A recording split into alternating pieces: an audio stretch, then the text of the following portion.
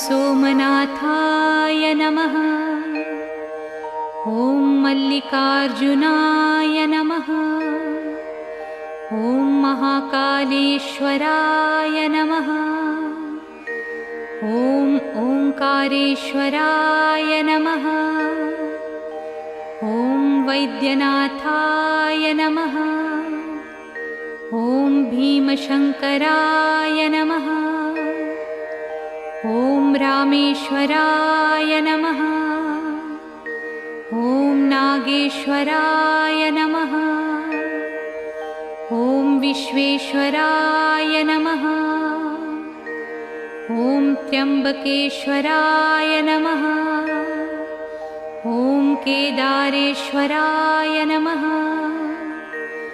ॐ घुस्मेश्वराय नमः।